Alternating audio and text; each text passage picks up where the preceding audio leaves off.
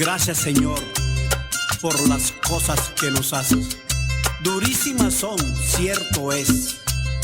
Fue necesario un galún mortal con secuelas de holocausto para hacer revivir las llamas de un amor extinguido entre los hijos del Dios de Colombia.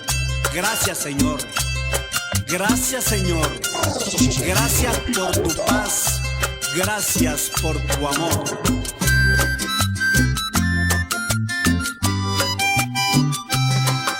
Armero, armero, armero.